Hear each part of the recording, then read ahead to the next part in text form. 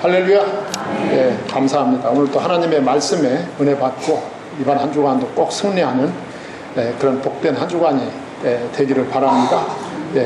오늘 본문은 예수님께서 갈릴리 지역에서 주로 활동을 하시다가 이제 예수님이 마지막으로 예루살렘을 이제 마지막으로 이제 올라가시게 되죠.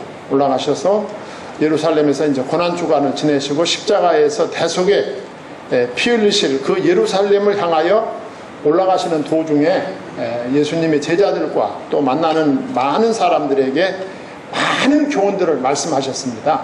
그 많은 교훈들 가운데 오늘 누가복음 12장 13절로 21절 말씀을 읽었습니다. 오늘 말씀은 이 모든 탐심을 물리쳐라 라고 하는 것이 오늘 예수님께서 주신 핵심적인 메시지라고 생각합니다. 예수님을 믿고 구원받은 하나님의 자녀들이 이 땅에서 살아갈 때 어떻게 살아야 성공적인 승리하는 삶을 살아갈 것인가 하는 데 대한 아주 중요한 해답을 주는 그런 말씀이라고 생각을 합니다. 오늘 우리 주변에서는 너무도 놀랍고 슬프고 아픈 일들이 많이 벌어지고 있습니다. 본인 스스로가 자기 생명을 끊기도 하고 또 다른 사람을 죽게도 하고 하는 이런 슬프고 너무 안타까운 일들이 벌어지고 있는데, 이 모든 이 사건 사고의 내면에 들어가면 그 근원에 인간의 탐심이 깔려 있는 것을 볼 수가 있어요.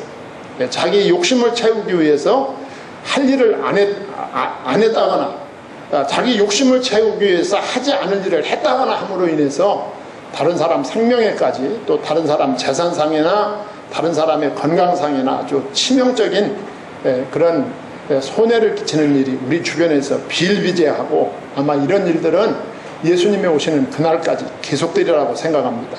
그래서 오늘 말씀에 접근하기 전에 여러분들이 잘 알고 있을 그 노벨 문학상을 받았던 그 알제리의 소설가 문학가가 있습니다.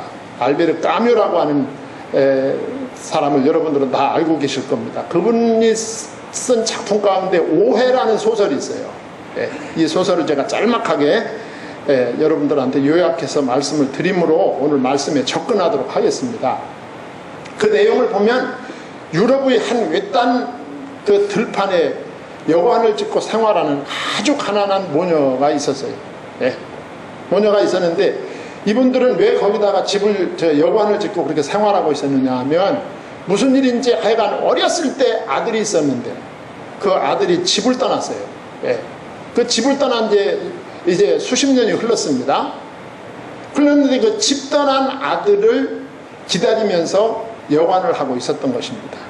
그런데 그 가난과 고독에 시달린 이 모녀가 어느 날부터 그 마음속에 탐욕이 생기기 시작하는 겁니다.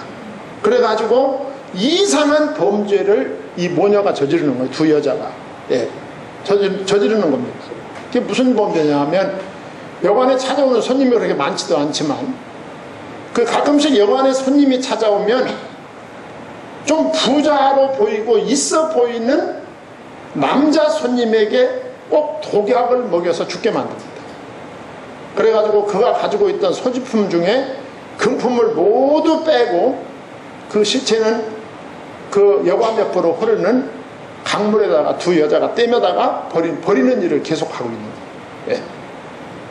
그런데 어느 날 말쑥한 아주 차림에 너무 멋진 청년이 그 여관에 또 찾아왔어요. 이 두 모녀가 볼 때 저 청년도 돈이 많겠다 이런 생각을 하게 된 거죠. 그래가지고 이 모녀는 역시 청년에게 독약을 먹인 후에 다른 손님에게 하듯이 똑같이 그를 그 호주머니에서 지갑을 빼놓고 결국 강물에 던져버렸어요. 여인은 지갑에서 돈을 꺼내다가 피살자의 신분증을 보고 절규하게 됩니다. 그는 바로 그 자신이 지금까지 수십 년 동안 기다려오던 그 아들이 바로 그 청년이었어요. 여인은 아들을 던져버린 강물에 뛰어들어 자살하고 맙니다. 오빠를 죽인 여동생은 범죄는 결국 무서운 고독일 뿐이라는 잘 알 수 없는 이 고독을 외치면서 자살해버렸습니다. 청년은 고향을 떠난 후 외지에 가서 크게 성공을 해가지고 이제 어머니와 여동생을 만나기 위해서 귀향하던 도중에 밤이 깊어가지고 결국은 여관에 묵었다가 이런 참변을 당하게 됩니다. 탐욕은 죄를 낳습니다. 그리고 죄의 삭은 뭡니까? 사망입니다. 인간의 불행은 탐욕으로 비롯된 범죄의 유혹으로부터 시작된다는 사실을 이 까무의 작품은 우리들에게 잘 말해주고 있습니다. 오늘 예수님께서 예루살렘으로 가는 도중에 많은 무리가 따랐어요.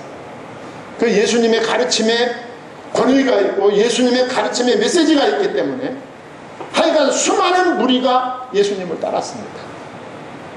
오늘 본문 13절에 무리 중에 한 사람이 이르되 선생님 내 형을 명하여 유산을 나와 나누게 하소서 하니 그랬어요.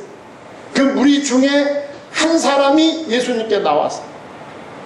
내 형에게 명하여 나에게 돌아올 유산을 나의 분깃을 나로 하여금 정당하게 받게 하는데 선생님이 좀 도움이 되어 주기를 바랍니다 하고 부친의 유산으로 인해서 형제와 분쟁이 있는데 그 분쟁을 해결해 달라고 예수님께 요청을 합니다. 율법은 대개 형제가 있을 때 형에게 3분의 2의 재산을 주고 3분의 1은 동생에게 주는 규정이 있었습니다. 그런데 그는 그의 법적인 몫을 얻지 못하고 있다고 생각한 거예요, 본인이. 네.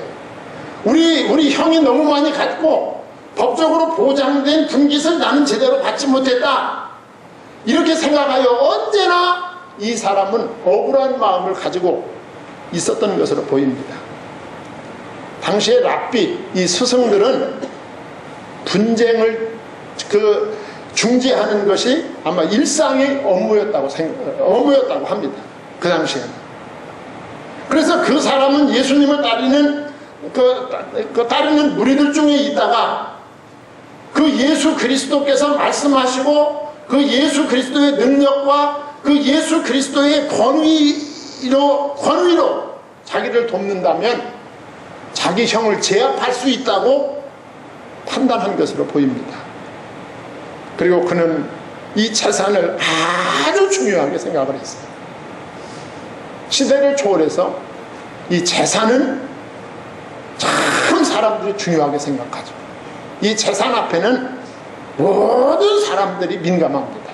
재산 앞에는 뭐 부모고 자식이고 형제고 이 재물 앞에서는 다 예민해지는 것을 볼 수가 있어요. 예. 그런데 이 사람도 예수님 앞에 나온 이 사람도 이 재산에 대해서 아주 민감한 반응을 하고 있는 사람이었고 그리고 자신이 도둑을 맞았다고 생각을 한 거예요. 억울하게 우리 형한테 내가 도둑을 맞았다. 예수님한테 재산 좀 공정하게 우리 형이 나눌 수 있도록 도와주기를 바랍니다 하고 요청을 했어요. 그런데 예수님께서는 뜻밖에도 단호하게 그를 책망을 하십니다. 14절에 보시면 이르되 이 사람아 우리가 이 사람아 할 때 이게 별로 좋은 어감이 아니죠. 예. 책망하는 어조입니다. 누가 나를 너희의 재판장이나 물건 나누는 자로 세우느냐 하시고 예수님께서 그를 책망하셨어요. 나는 너의 재판장이 아니야. 나는 물건이나 분배하는 사람이 아니란 말이야 이 사람아. 이런 뜻으로 말씀한 거 아니에요. 우리가 이 말씀에 오해하지 말아야 될 것이 있어요. 자, 과연 예수님은 인간사를 무시하시는가? 예. 우리가 이 땅에 사는 동안에 얼마나 많은 일들이 있습니까? 예수 그리스도께서는 우리가 살고 있는 이 땅에 사는 동안에 우리들의 삶 속에서 벌어지는 수많은 크고 작은 일들을 무시하거나 무관심하다는 말인가? 그것은 아닙니다. 예. 그렇다는 것이 아니에요. 오늘 예수님이 하시고자 하는 말씀은 우선순위입니다. 우선순위. 예. 예수님의 우선적인 관심은 생명의 문제입니다. 예. 생명의 문제, 영혼의 문제다 그 말이에요. 예. 예수님이 말씀하시고자 하는 것은 원리의 문제고 본질의 문제다 그 말이죠. 생명과 영혼은 원리이자 본질입니다. 본질. 생명보다 귀한 것이 없습니다. 그렇지 않습니까? 우리의 영혼보다 더 귀한 것이 없는 거예요. 형제와의 재물을 공정하게 분배하는 것도 중요하지만 그 본질의 문제, 원리의 문제가 해결되면 나머지는 자동적으로 해결된다는 것이죠. 그 증거가 31절에 나와 있어요. 우리 안 읽었지만. 다만 너희는 뭐를? 그의 나라를 구하라. 그리하면 이런 것들을 너희에게 더하시리라 그랬어요. 예. 그러니까 우리가 추구해야 될 우선적인 문제는 본질의 문제다.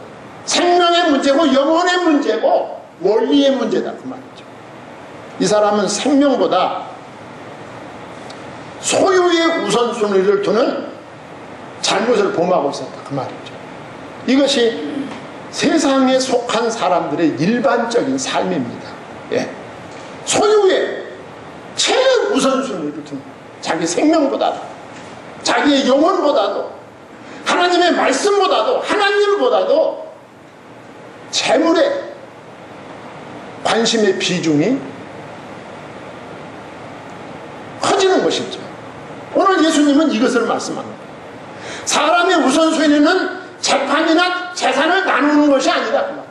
예, 재판하는 것도 중요하고 재산을 나누는 것도 중요하지만 그것보다 더 중요한 것은 예수 그리스도를 나의 생명의 주로 영접하고 고백하는 것이다.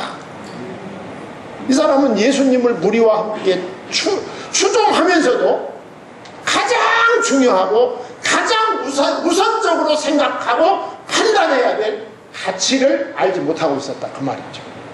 예수님께서 그걸 깨우쳐 주는 거예요. 재물보다 생명이 중요하다. 재물보다 내 영혼이 중요하다. 예. 재물보다 너는 하나님을 만나는 것이 더 중요하다 그 말이죠.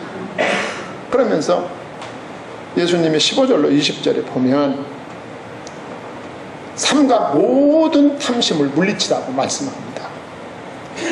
15절에 보면 예수님의 가르침은 명료합니다. 예.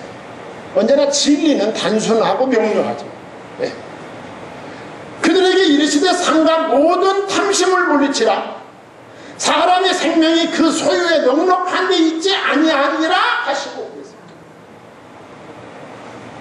오늘 이 말씀을 오늘 사회생활하는 우리 성도님들 정말 명심하셔야 됩니다. 예. 명심하셔야 됩니다. 탐심의 결과는 파멸입니다. 예. 여러분들이 주님 오시는 그날까지 오는 그날까지 내가 정말 승리하는 성공하는 사업가로 성공하는 직장인으로 살려면 오늘 말씀에 귀를 기울이셔야 돼요.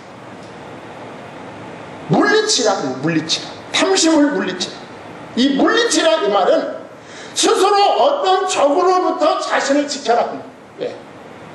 이 적이 끊임없이 나를 공격한다. 그 적의 공격으로부터 나를 방어해라. 탐심은 우리를 끊임없이 공격합니다. 여러분들의 사회 직장에서 여러분들의 그 위치에 따라서 여러분들은 끊임없이 탐심이 여러분들을 공격할 수 있어요. 예. 여러분들은 뇌물로 어떤 자리로 명예로 권세로 여러분들을 흔들 수 있어요. 탐심으로. 예. 이 탐심으로부터 너를 지켜라 그 말입니다. 탐심의 공격을 방어해라 그 말.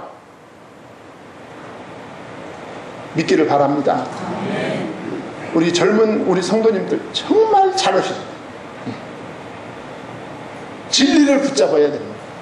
예수 이름 붙잡고 하나님 붙잡아야 됩니다. 왜 그러냐? 큰 죄는 하여간 뭐 큰 죄뿐만 아니라 크고 작은 모든 죄는 탐심에서부터 출발합니다. 점점 더 많은 것을 추구하게 되죠. 예. 세상적인 것, 물질적인 것은요, 명예적인 것, 권세적인 것, 이 세상적인 것은 이만하면 됐다가 없어요. 예. 이만하면 됐다가 없습니다. 예. 자기가 세워놓은 목표에 도달하면 거기서 또 목마름을 느낍니다.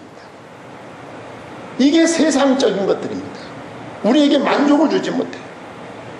점점 더 많은 것, 점점 더 큰 것을 갈망하며 그 무리하게 자기의 목표를 추진하다가 결과적으로 파멸에 빠지는 사람을 지금 이 시간에도 인터넷만 키면 수십 명을 만날 수 있어요. 네. 수십 명. 신문 보면 텔레비전을 키면 네. 그 더 큰 것, 더 많은 것, 더 좋은 것 네. 그냥 미친 듯이 갈망하고 따라가다가 무너져 가고 있는 사람들, 무너진 사람들을 수없이 만날 수 있다. 네. 오늘 예수님께서는 오늘 그리스도인들, 복음적인 그리스도인들이 어찌 살아야 될 것인가를 명료하게 보여주는 거예요. 상과 모든 탐심을 물리쳐라. 사람의 생명이 그 소유에 넉넉한 데 있지 아니하니라. 믿기를 바랍니다. 예. 인간의 행복과 편안함 그리고 영혼과 몸은 가진 것과 비례하지 않습니다. 예. 많이 가졌기 때문에 많이 편안하고 많이 가졌기 때문에 많이 행복하고 그렇지 않다 그 말이죠. 많이 가져서 불행한 사람도 많습니다. 예. 너무 높아져서 불행에 빠진 사람도 많아요. 이 세상에는 가진 사람보다 가난한 사람이 훨씬 더 많습니다. 예. 훨씬 더 많아요. 가난한 사람들. 예. 그러면 그렇게 많은 가난한 사람들이 다 불행합니까? 그렇지 않아요. 예. 가난하지만 건강한 영혼과 건강한 몸으로 이 세상을 행복하고 편안하게 살아가는 사람들이 우리 주변에 얼마든지 있어요. 얼마든지 있습니다. 생명은 그 소유의 많고 적음에 있는 것이 아니다. 우리의 영혼의 가치는 소유의 가치, 소유의 양과 비례하지 않는다. 예수 그리스도가 나의 주가 되고 하나님을 만날 때 우리는 만족해지고 풍요로워지고 예, 행복해지는 것입니다. 그래서 예수님께서 짤막한 비유를 들어서 설명을 합니다. 예. 자, 예수님의 비유를 제가 간단하게 정리하면 한 부자가 그 밭에 소출이 풍성하며 그랬어요. 17절 16절 하반절. 자, 재산이 많아. 부자니까 재산이 많죠. 예. 재산이 많은 부자가 있었다. 예. 근데 그 부자가 그 밭에 소출이 풍성했다. 예. 이상하게 부자는 농사도 잘 되나 봐. 예.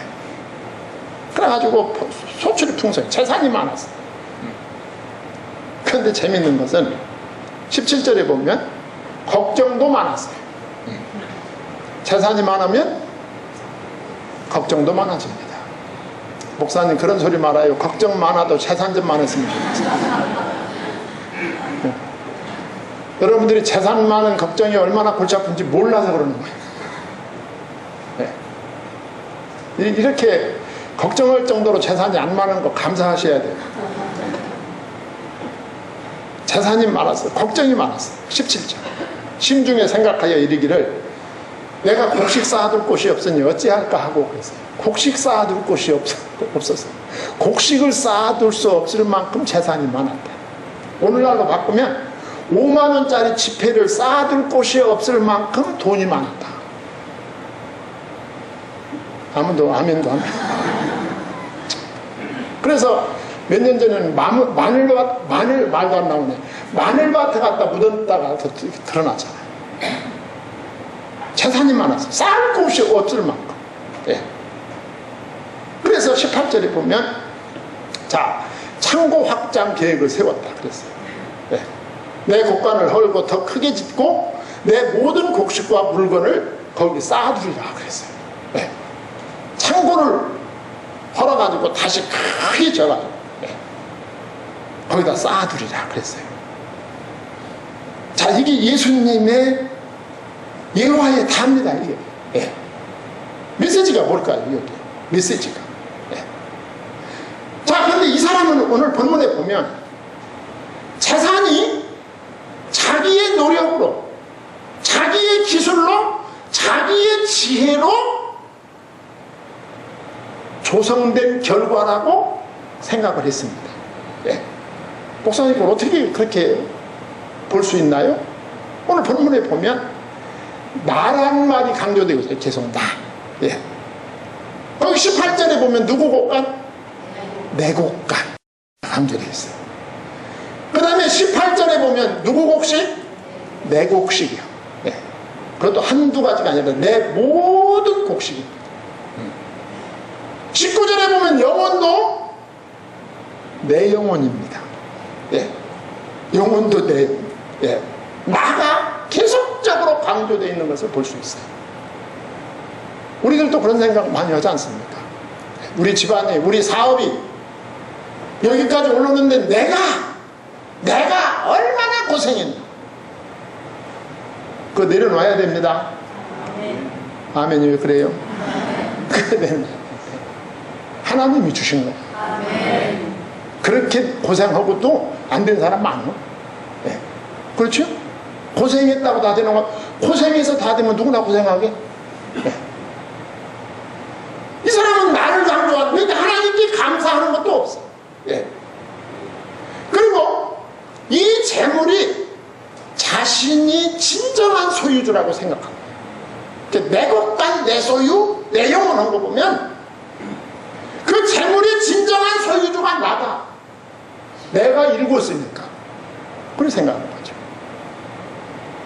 그러면서 18절 하반절에 보면 이 사람은 재물이 영원할 줄 알았어요.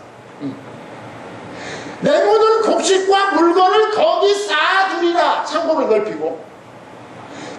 넓히고 재물을 쌓아놓으면 이 재물이 영원히 내 것이 될 것이다. 그리고 나는 평안하고 행복하게 될 것이다 라고 생각하는 거죠. 다 그렇게 생각합니다. 오늘날도. 예. 오늘날도 다 그렇게 생각해요. 나는 노후를 위해서 연금 들어놓고, 나는 노후를 위해서 많이 저축해 놓고, 나는 노후 대책이 돼 있기 때문에 나는 평안하고 내 노후는 안정될 것이다. 다 그렇게 생각하잖아요. 근데 과연 그럴까요? 제가 성경 딱 3절만 뽑았어요. 5절 뽑았다가 시간 없을 것 같아서 2절은 지웠어요. 마태복음 6장 19절에 보면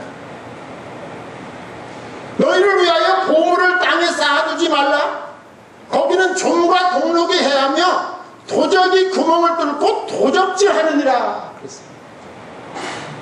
이 재물은요 아주 불안정한 것입니다. 언제 어떤 일 때문에 날아갈지 몰라요. 예. 언제 어떤 일 때문에 내가 쌓아놓은 재물이 날아갈지 모르는 거예요. 시편 39편 6절에 보면 진실로 각 사람은 그림자 같이 다니고 헛된 일에 분유하며 재물을 쌓으나 누가 취하는지 알지 못하니이다. 내가 재물을 쌓았는데, 여러분 재물 쌓아놓은 사람이 그 재물 쓰는 거 봤어요? 재물은 절대로 쌓아놓은 사람은 못 써요. 누가 쓸지 몰라요. 그거 누구 거 될지 모른다니까. 예배 끝나면 빨리 가서 꺼내서 써요. 그거 절대 여러분 그거 못 씁니다. 재물은 쌓아놓은 사람이 쓰는 경우가 없어요. 예. 지금 일원동의 큰 병원 그 마지막 층에 계신 분도 그거 누가 쓸지 몰라요.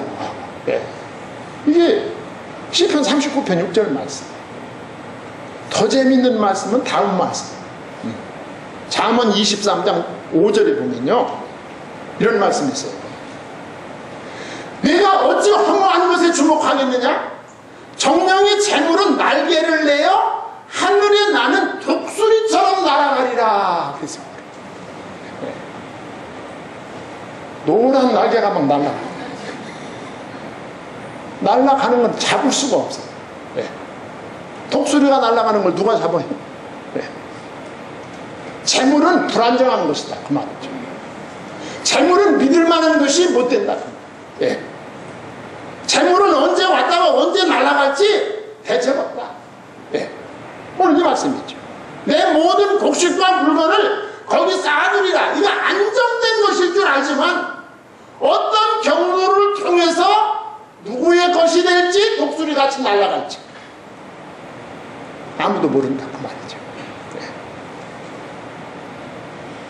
어제나 오늘이나 영원토록 변함없는 이름은 예수밖에 없어요. 하나님의 이름밖에 없다 그 말이죠. 자, 그러면서 예수님께서 부자를 어리석다 하셨어요. 어리석다. 어리석은 부자다 그랬어요. 자, 재물을 쌓아놓고 19절에 보면 이렇게 말합니다. 부자가 또 내가 내 영혼에게 이르되 영혼아, 여러 해 쓸 물건을 많이 쌓아두었으니 평안히 쉬고 먹고 마시고 즐거워하자 하리라 하되 그랬어요. 자, 이 19절 말씀이 뭐가 잘못됐습니까? 19절 말씀이 어디가 잘못됐어요? 예. 여러 해 쓸 물건을 많이 쌓아두었다. 평안히 먹고 쉬고 먹고 마시고 즐거워하자 하리라. 이게 다 우리들의 꿈 아닙니까? 어떻게 이렇게 잘못됐어요, 이 말이? 이건 오늘날 신불신을 떠나서 모든 사람들이 그렇게 되고 싶어하고 추구하는 삶이 아닐까요? 근데 이 말씀이 왜 잘못됐을까? 오늘날 얼마나 많은 설교자가 성도들이 이렇게 되기를 바라고 성도들 바라면서 설교하고 성도들은 아멘하고 그럽니까? 이 19절에 나타난 이 사람은 오히려 복받은 자가 아닐까? 그런데 예수님은 이 사람들은 어리석은 사람이다 그렇게 말씀합니다. 그 이유가 20절에 있어요. 네. 자, 부자의 어리석음이 뭘까? 하나님은 이르시되 어리석은 자여, 오늘 밤에 내 영혼을 도로 찾으리니 그러면 내 준비한 것이 누구의 것이 되겠느냐 하셨으니 그래서 이 부자의 어리석음은 생명에 대해서, 영혼에 대해서 소홀히 했다는 것이죠. 예. 생명에 대해서, 영생에 대해서 소홀히 했다. 믿기를 바랍니다. 성도 여러분들, 세상에서 성공하고 세상에서 성공할 수 있어요. 또 성공하기 바랍니다. 그 성공의 열매로 영혼을 구원하는 일에 쓰임받기를 바랍니다. 하나님이 우리에게 주신 이유죠. 예. 이 사람의 어리석음은 영혼의 문제를 소홀히 했다. 영생의 문제를, 예수 그리스도를 구주로 영접함으로 하나님의 자녀가 되는 권세를 몰랐다는 것이죠. 이 부분에 등한히 있다는 거예요. 예. 이 땅에서만 편안하게 사는데 이 땅의 삶이라는 것이 순간적이에요. 부자는 생명보다 소유에 집착하고 있었다. 그러면 내 예비한 것이 누구의 것이 되겠느냐? 재물은 한시적이고 빈손으로, 올 때 빈손으로 왔던 것처럼 갈 때 빈손으로 갑니다. 그리고 하나님이 주시는 물질을 누림도 하나님의 손에 달려 있습니다. 하나님이 누리게 해주셔야 누리는 거예요. 20절 하반절, 그러면 내 준비한 것이 누구의 것이 되겠느냐 하셨습니다. 그랬어요. 하나님이 주실 때 받을 수 있고, 받은 것을 하나님이 쓰게 해 주셔야 쓸 수 있는 거예요. 할렐루야. 믿음을 중요시하고 예수님을 중요시하는 삶을 사셔야 돼요. 성경에 나타난 탐욕자들의 결과가 있어요. 이 탐욕이라는 단어를 가지고 성경을 봤더니 또 그렇게 보이는 거예요. 다윗은 여인에 대한 탐욕으로 말미암아 가장 사랑하는 충신 우리아를 처형을 시킵니다. 그렇죠? 탐욕 때문에. 탐욕이 이렇게 무서운 거야. 네. 롯과 그의 처는 탐욕으로 인하여 심판의 도성을 버리지 못하여 롯의 처는 소금기둥이 됩니다. 탐욕의 결과. 아나니아와 삽비라는 탐욕으로 인하여 하나님께 약속한 것을 속이다가 사도들 앞에 저주를 받아 차례로 시체가 되어 떼면합니다. 탐욕의 결과. 가룟 유다는 탐욕의 결과로 예수님을 팔고 받은 은 30을 피밭에 던지고 목매달아 죽으려 했는데 줄이 끊어져 떨어져 창자에서 배가 터져 창자가 흘러나왔다. 탐욕의 결과입니다. 끝도 없습니다. 예. 우리 성도님들 사회생활 하실 때 정말 예수님 따라 사시기 바랍니다. 그게 성공의 길입니다. 예. 그게 성공의 길이고 그게 승리의 길이다 그 말이죠. 21절은 이 탐욕적 삶은 결과적으로 자신을 해치는 거죠. 자기를 위하여 재물을 쌓아두고 하나님께 대하여 부여하지 못한 자가 이와 같으리라 그랬어요.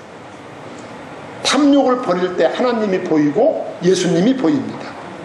그리고 복음을 위해서 복음 선교를 위해서 바른 봉사생활, 바른 성수주일, 바른 11조 생활이 가능합니다. 생명과 재물의 주인이 하나님이십니다.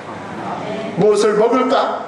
무엇을 입을까? 염려하지 말고 영원한 생명을 주시는 하나님, 그 하나님의 아들 예수 그리스도를 소중히 여기시고 나아갈 때 여러분은 주님 다시 오실 때 승리자로 인정받게 될 줄 믿습니다.